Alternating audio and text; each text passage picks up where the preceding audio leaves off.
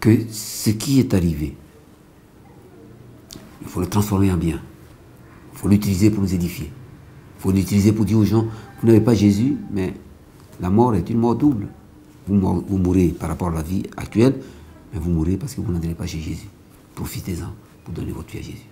Que ce soit plutôt une occasion d'évangélisation, plutôt que ce soit une occasion, n'est-ce pas, de désœuvrement, d'ennui, et de désespoir, et de pagaille.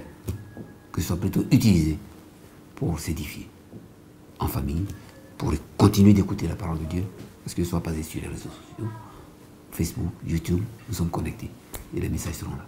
Et donc l'Église, dans cette dimension, doit prier des prières fortes. Matthieu 21, 21 à 23. Il dit, tout ce que vous demandez à une fois par la prière, croyez que vous l'avez déjà reçu et vous le verrez s'accomplir. D'accord? Donc, qu'est-ce qui se passe? La foi se nourrit de quoi? La foi vient de ce qu'on entend. Et ce qu'on doit entendre pour avoir la foi vient de la parole de Christ. On doit se nourrir de la foi. Et avec la foi, nous devons dire, quand le juste crie, l'Éternel entend et il exauce. Et donc, nous avons la capacité d'agir sur ce virus, à cause de Jésus qui est en contact avec nous. C'est la dimension dans laquelle tout le monde ne peut pas entrer, mais où l'Église peut entrer. Dis, Seigneur, nous ne voulons pas cela. Tu as dit que la terre soit peuplée. Et Genèse 1, 28. Que peupler la terre, dominer et l'assujettisser. Donc, on est né pour remplir la terre et pour la dominer, pour la gérer.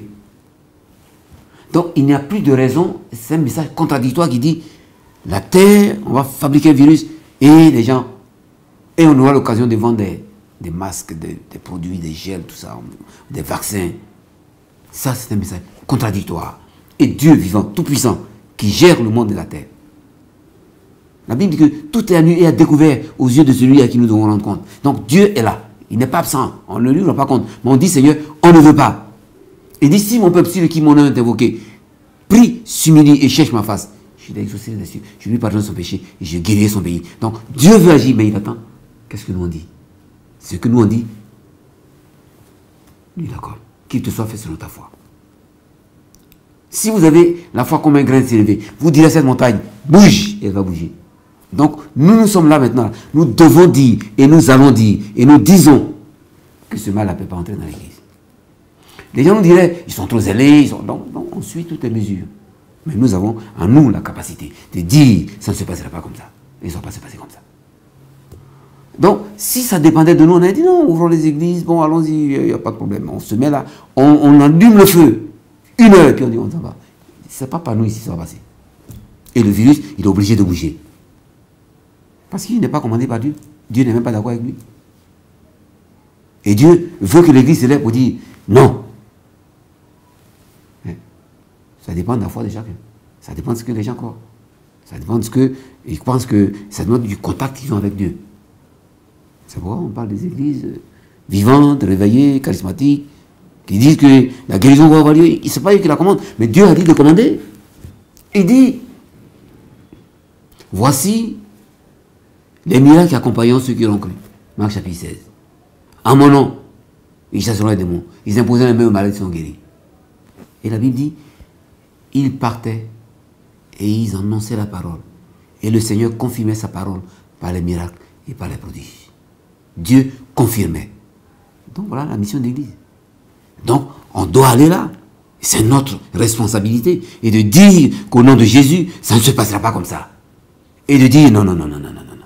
Seigneur, voilà ce que nous demandons. Et Dieu le réalise. Matthieu 21, 21 avec 23. Il dit, tout ce que vous demandez, si 2 ou 3 s'accordent pour demander une chose quelconque à mon nom et leur accorder.